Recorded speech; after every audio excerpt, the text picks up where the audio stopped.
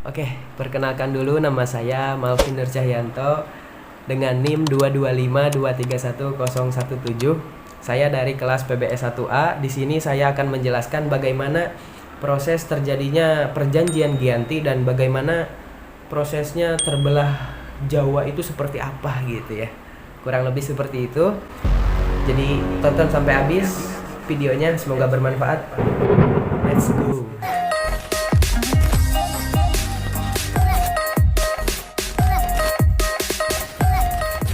Nah, oke. Jadi perjanjian Giyanti ini adalah perjanjian atau kejadian yang cukup besar yang terjadi pada masa lampau gitu. Kenapa? Karena perjanjian ini merupakan segitiga politik antara yang pertama ada Pakubuwana III, lalu yang kedua ada Pangeran Mangkubumi, lalu yang ketiga ada Perserikatan VOC pada tanggal 13 Februari tahun 1755.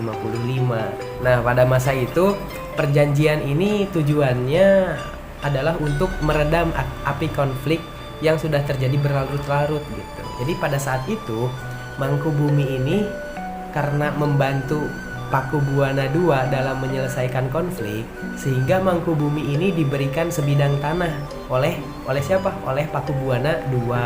Tapi luas tanah yang diberikan ini ternyata menimbulkan kecemburuan oleh pihak-pihak yang lainnya, sehingga salah satu pangeran itu mengadu. Jadi salah satu pangeran ini curhat mengenai ketidakadilan tersebut gitu. Kepada siapa?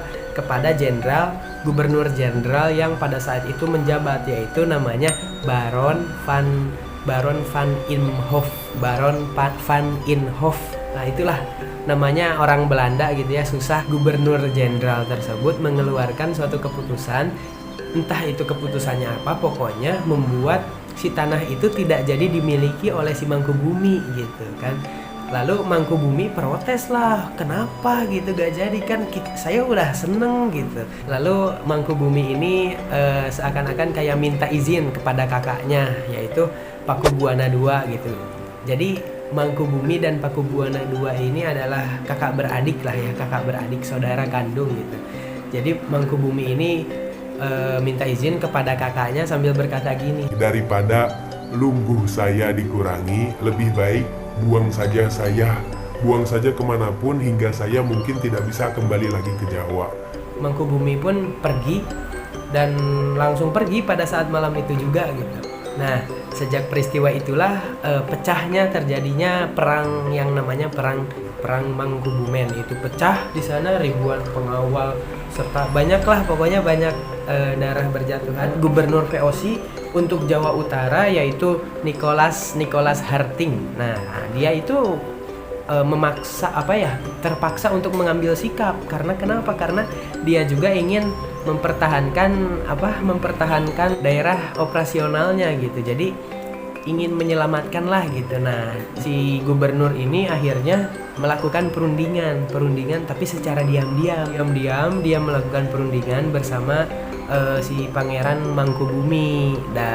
Di sana setelah berkali-kali melakukan perundingan, jadi gubernur ini sepakat dengan keinginan tadi yang diinginkan oleh Pangeran Mangkubumi, yaitu ingin menguasai tanah Jawa gitulah ya istilahnya. Pokoknya diturutin lah gitu. Oke, aku turutin gitu.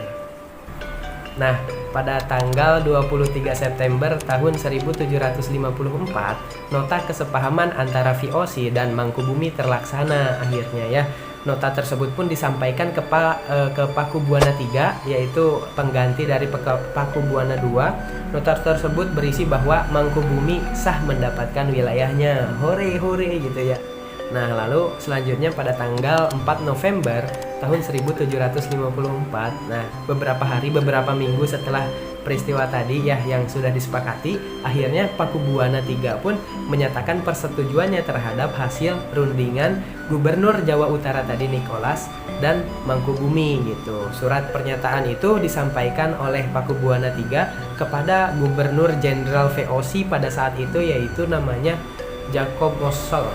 Ya, itu pokoknya Jacob Mossel. Nanti ada gambarnya di sini. Nah, yang ini, orangnya ini nih, Jacob Mossel pokoknya.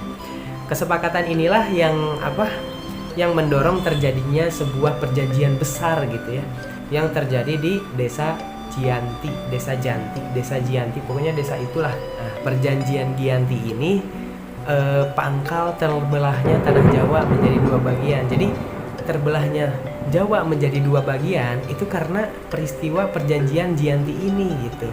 Atau bisa disebut juga dengan peristiwa istilah Palihan Nagari. Nah, itu terbelahnya Jawa menjadi dua bagian.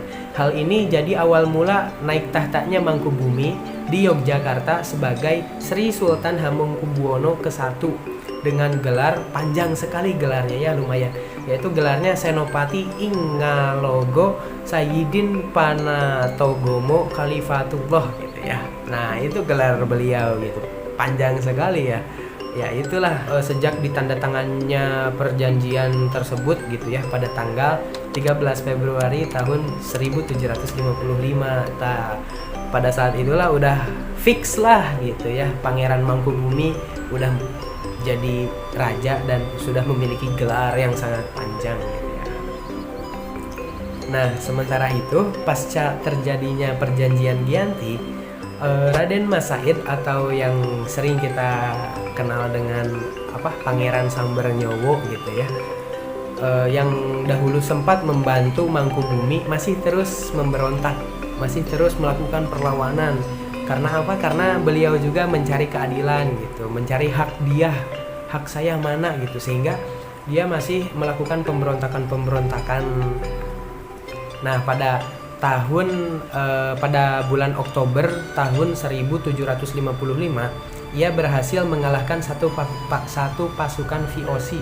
Ya lumayan gitu ya. Bahkan malah pada Februari tahun 1756 dia juga hampir membakar keraton yang baru didirikan di Yogyakarta, yang Mangkubumi tadi. Hampir dibakar coy, hampir dibakar. Untung gak jadi dibakar. Nah, setelah perang bertahun-tahun, ya capek juga mungkin ya, akhirnya VOC pun menyudahinya dengan menandatangani Perjanjian Salatiga. Perjanjian Salatiga terjadi pada tahun 1757. Perjanjian ini membuat tanah Jawa kembali terbagi menjadi beberapa bagian gitu ya.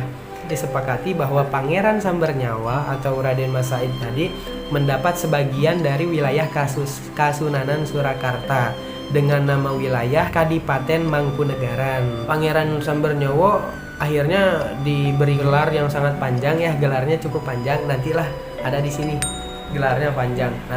Nah ini gelarnya nih panjang kan. Keterbelahannya Pulau Jawa ini belum berhenti sampai di sini saja gitu ya. Pada tahun 1813 gitu ya, cukup lama jaraknya, masa Gubernur Jenderal Thomas Stamford yang berasal dari Inggris, Kesultanan Yogyakarta ini ternyata terbelah lagi dengan lahirnya lahirnya Pakualaman. Nah, terlahirnya Pakualaman sehingga Jawa ini menjadi 4 bagian, menjadikan Jawa ini menjadi kawasan yang memang beragam gitu ya. Kasunanan Surakarta dijadikan sebagai cagar budaya dan juga Yogyakarta yang dijadikan sebagai daerah istimewa. Itulah Indonesia, hebat sekali. Mungkin hanya itu saja penjelasan yang mungkin bisa saya sampaikan. Mohon kurang lebihnya mohon dimaafkan. Wabillahi taufiq wal hidayah. Wassalamualaikum warahmatullahi wabarakatuh. Terima kasih.